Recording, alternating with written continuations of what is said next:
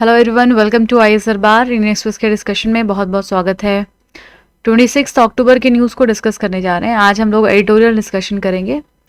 तो जैसा आपको पता है, ट्यूसडे है और सी राजा मोहन का आर्टिकल आता है आईआर पर।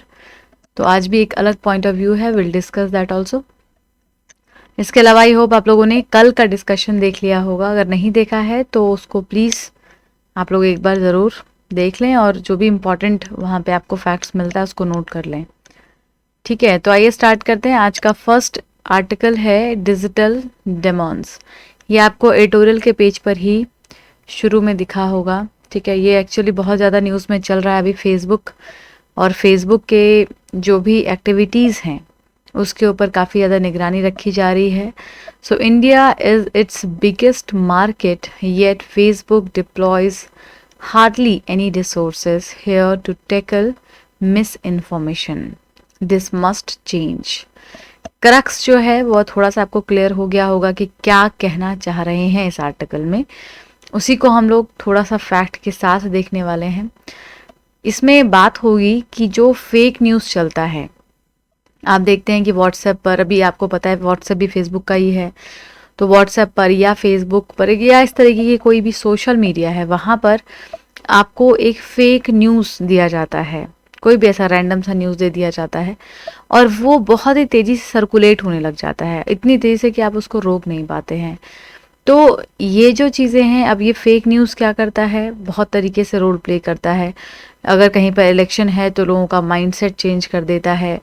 अगर कहीं पर शांति है तो वहाँ पर अशांति फैला सकता है। तो इस तरीके से कई तरीके से आप कह सकते हैं निगेटिव रोल प्ले करता है फेक न्यूज़। तो क्या ये जो फेक न्यूज़ है इसको टैकल नहीं करना चाहिए? क्या इसको जो मिस इन्फॉर्मेशन है उसको करेक्ट इन्फॉर्मेशन करके नहीं देना चाहिए? तो इसके लिए फेसबुक आखिर क्या कर रहा है, कुछ स्टेप्स अपना रहा है या नहीं? तो ये आपके बहुत सारे सिलेबस में, इंटरनल सिक्योरिटी में आ सकता है। ठीक है ना, तो अलग अलग पार्ट में ये आपके सिलेबस में आ सकता है, डिजिटल मीडिया में भी आपका आ सकता है। तो आइए बात करते हैं इसमें क्या कुछ कहा गया है। 2016 से ही फेसबुक जो है वो निगरानी में है ना, चाहे वो यूएस गवर्नमेंट हो, इंडियन गवर्नमेंट हो, हर जगह पर यही बात चल रही है कि फेसबुक पर फेक न्यूज़ को बहुत ज़्यादा फैलाया जा रहा है, इनकरेज किया जा रहा है, सो दैट इलेक्शंस के रिजल्ट्स को चेंज किया जा सके, है ना। हेट स्पीच वगैरह जो होता है उसको प्रोवोक करता है। इवन आपने देखा था कि जो मॉब लिंचिंग का एक समय था, अभी 1-2 साल पहले ही, जब मॉब लिंचिंग बहुत ज़्यादा हो रही थी। और मॉब लिंचिंग के पीछे जो एक बहुत बड़ा कारण था वो फेक न्यूज़ ही था। किसी ने सर्कुलेट कर दिया कि हाँ, इस महिला ने ये गलत काम किया है या इस बच्चे को हार्म किया है, तो लोग मिलकर के उस महिला को मार डाल रहे थे। फिर कॉज स्लॉटरिंग को लेकर के फेक न्यूज़ फैलाए जा रहे थे। तो इस तरीके से जो फेक न्यूज़ है, क्या फेसबुक सच में उसको एनकरेज करता है या क्या सोशल मीडिया जो है वहाँ पर इसको टैकल करने के लिए प्रॉपर कोई स्टेप नहीं लिया जा रहा है अभी तक? देखिए, फेसबुक के अगर यूज़र्स की बात करें तो इंडिया एक बहुत बड़ा प्लेटफॉर्म है इसके लिए, फेसबुक के लिए, जहाँ पर यूएस में तो है ही फेसबुक का क्रेज़, बट इंडिया की अगर आप बात करें तो companies largest market with 340 million user. ये आप जो डाटा है इसको लिख सकते हैं आंसर राइटिंग में कि भारत में जो फेसबुक के यूज़र्स हैं वो कितने हैं। 340 मिलियन यूज़र्स हैं और उसके लिए क्या करता है फेसबुक। तो यहाँ पर एक छोटा सा एक्सपेरिमेंट किया था, जो रिसर्चर हैं फेसबुक के ऊपर जो रिसर्च कर रहे थे 2019 में, उन्होंने ये पूरा पता लगाया कि आखिर ये होता क्या है, कैसे होता है। तो उन्होंने अपना एक प्रॉपर अकाउंट बनाया, उसको अकाउंट बना करके कुछ ऐसे पेजेस और पीपल को लाइक और फॉलो किया जो लोग काफ़ी बहुत ही डायरेक्ट स्टेटमेंट देते थे, या फिर आप देखते हैं ना, जो भी समाज को, सोसाइटी को डिवाइड करने के लिए कई बार स्पीच देते हैं, तो उस तरीके के लोगों को फॉलो किया। फिर वहाँ से इन्होंने देखा कि कैसे मिस इन्फॉर्मेशन स्प्रेड होता है, जो एंटी नेशनलिस्ट कंटेंट हैं उसको फैलाया जाता है, वायलेंस क्रिएट करने की कोशिश की जाती है। तो ये सब बातें पूरे इस एक्सपेरिमेंट में सामने आई, रिसर्च के दौरान सामने आई। इस तरीके से कई और रिसर्च किए गए हैं कि कैसे जो ये बोट्स होते हैं, आर्टिफिशियल इंटेलिजेंस होता है, उसकी मदद से किस तरीके से जो ऑर्गेनाइजेशंस हैं या पॉलिटिकल पार्टीज हैं वो फेक न्यूज़ को स्प्रेड करने की कोशिश करती हैं। जैसे कुछ कल्चरल ऑर्गेनाइजेशन है वो अपने कल्चर को डोमिनेट करने के लिए भी कुछ ऐसे न्यूज़ को स्प्रेड करना चाहते हैं। पॉलिटिकल पार्टी का तो ऑफ कोर्स डायरेक्ट बेनिफिट होता है फेक न्यूज़ को स्प्रेड करने पर। माइनॉरिटी कम्युनिटीज़ के अगेंस्ट हेट स्पीच वगैरह को फैलाया जाता है। तो ये सारा कुछ काफ़ी रिसर्च में पाया गया कि ऐसा होता है।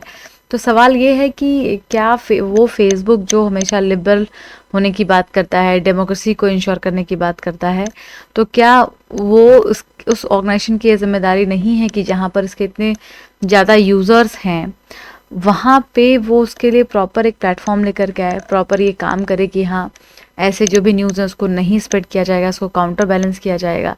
तो ये आरोप लगाया जा रहा है फेसबुक के ऊपर कि इसके पास एक प्रॉपर मेथोडोलॉजी नहीं है, जैसे कि ये अपने जो सोशल मीडिया के न्यूज़ हैं या जो ये ह्यूमर्स हैं उसको कंट्रोल कर सके।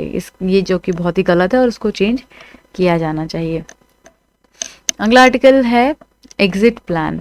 एग्जिट प्लान में हम इसको इकोनॉमी में रखेंगे।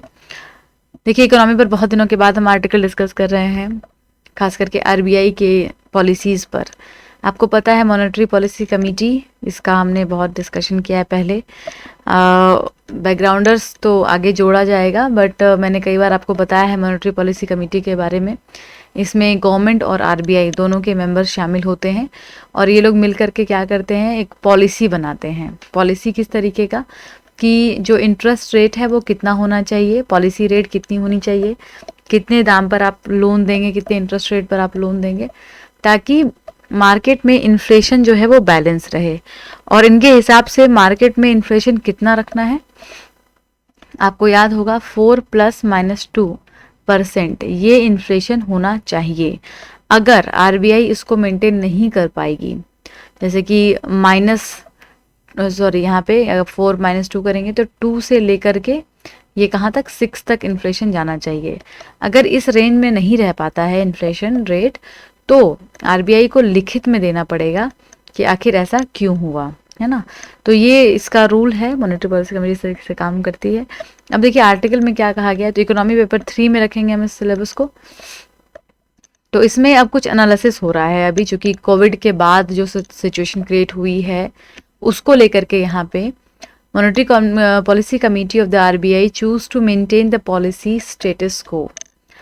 जो बेंचमार्क रेपो रेट है वो भी 4% पर है, ठीक है ना। रेपो रेट पता है ना, रेपो रेट क्या होता है, रिवर्स रेपो रेट क्या होता है। रेपो रेट ऐसा रेट है, ये एक इंटरेस्ट रेट होता है जिस पर आरबीआई पैसा देती है बैंक को, ठीक है ना। That is called repo rate.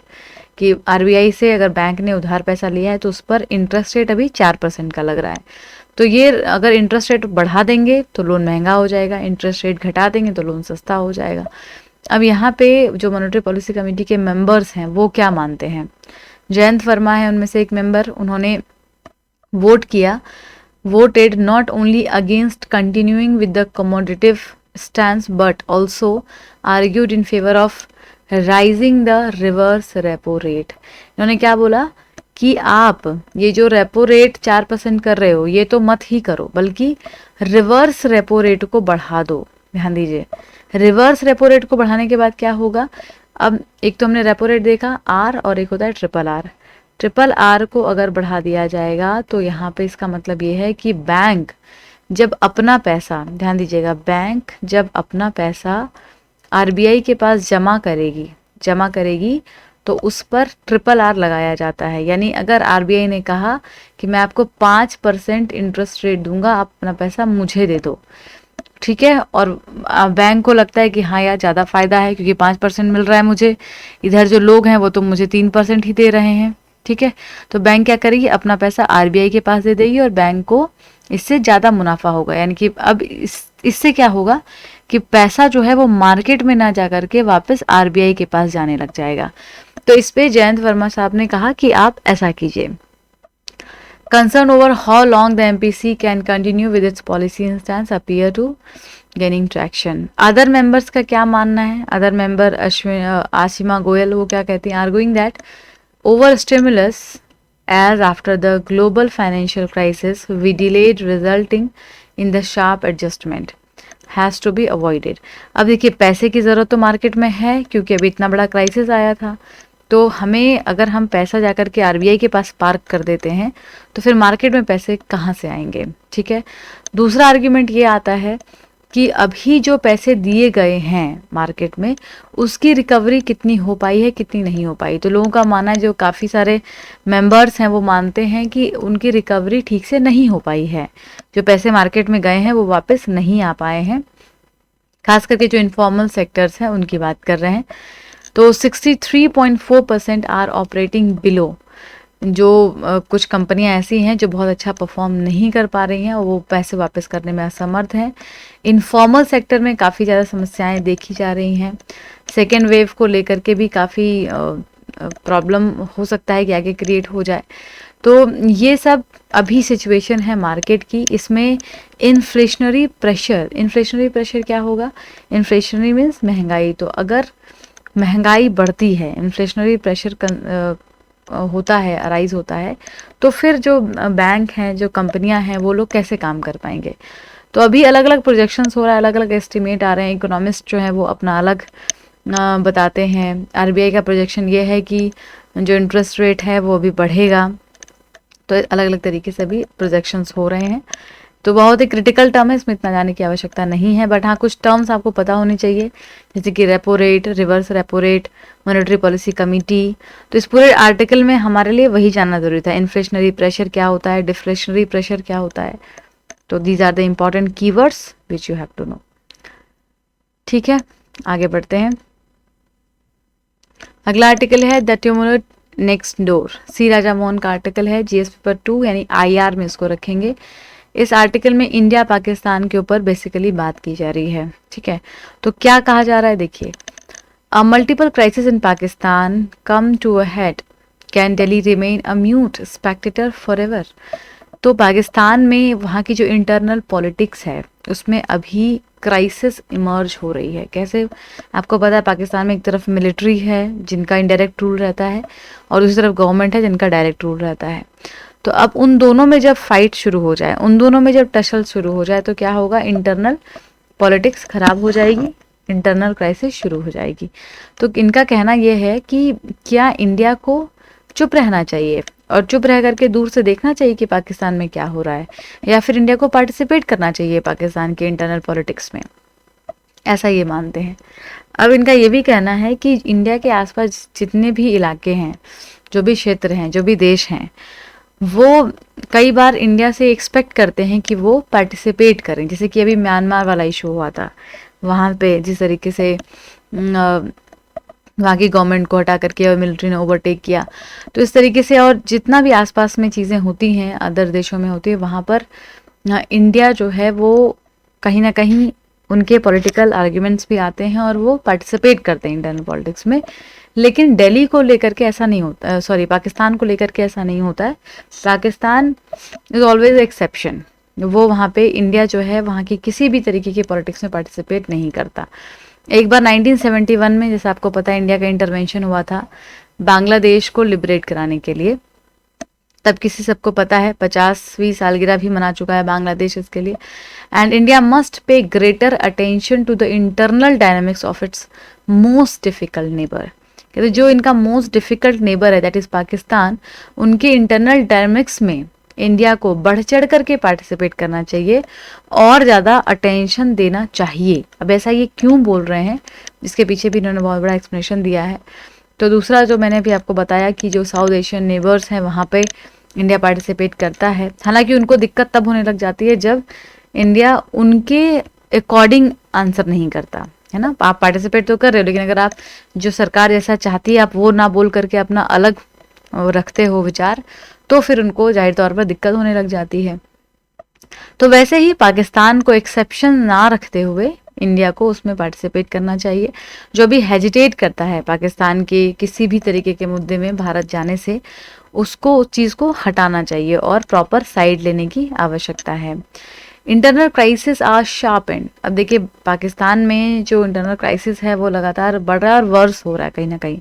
हालांकि अफगानिस्तान में पाकिस्तान को ये लगा कि उसकी जीत हुई, तालिबान ने पावर वहाँ पे गेन किया, तो उनको लगा कि उनकी जीत हुई। लेकिन ये सेलिब्रेशन बहुत दिन तक नहीं चल सकता, क्योंकि पाकिस्तान के बहुत सारे ऐसे जो बेस्ट फ्रेंड हुआ करते थे, खास करके अरब गल्फ में ऐसे देश जो पाकिस्तान के बेस्ट फ्रेंड हुआ करते थे, अब वो इंडिया की तरफ टिल्ट हो रहे हैं। वहीं दूसरी तरफ यूएस और यूरोप, वेस्ट के जो फेवरेट पार्टनर्स थे पाकिस्तान के, उनके साथ भी बहुत अच्छा संबंध अभी नहीं देखा जा रहा है, कुछ टेंशन का माहौल है। हालांकि देखिए, आईआर में कुछ भी चीज़ परमानेंट नहीं होता, चीज़ें बदलती रहती हैं, बट जो अभी करंट सिचुएशन है उसकी यही कंडीशन है। पाकिस्तान की इकोनॉमी का 10 गुना है भारत का इकोनॉमी, ठीक है ना। इवन बांग्लादेश से भी कंपैरिजन किया जाए तो पाकिस्तान से कहीं आगे है बांग्लादेश, मतलब इकोनॉमिक टर्म्स में आगे है भारत। जो अदर वर्ल्ड के साथ रिलेशन है उस टर्म्स में आगे है भारत, ठीक है। तो इसके अलावा ये भी बोलते हैं कि जो सिंसियरेस्ट वेल विशर है पाकिस्तान के, मतलब चाइना, अभी वो भी इसको जो डाउनवर्ड ट्रेजेक्ट्री है पाकिस्तान का, कहीं ना कहीं जो भी क्राइसिस इमर्ज हो रही है उससे बाहर निकालने में बहुत हद तक सक्सेसफुल नहीं हो पाएगा। तो इसके लिए अब क्या करना चाहिए, भारत को इसमें आगे आना चाहिए, वहाँ के इंटरनल पॉलिटिक्स में पार्टिसिपेट करना चाहिए, और ये कोशिश करनी चाहिए कि जो मोस्ट डिफ़िकल्ट पार्टनर है उसको थोड़ा नॉर्मल किया जा सके। और ये जो बहुत ही लिमिटेड करके रखता है इंडिया अपने आप को पाकिस्तान के टर्म्स में, वो नहीं होना चाहिए, ऐसा इनका मानना है। तो आपके लिए क्वेश्चन दिया गया है, इसको ट्राई करेंगे। India must pay greater attention to its most difficult neighbour, do you agree with the statement? बताइए इसके बारे में, आप क्या जानते हैं, क्या सोचते हैं। तो आज के लिए इतना ही करते हैं। थैंक यू सो मच, कल फिर मिलेंगे। Thanks a lot, keep starring.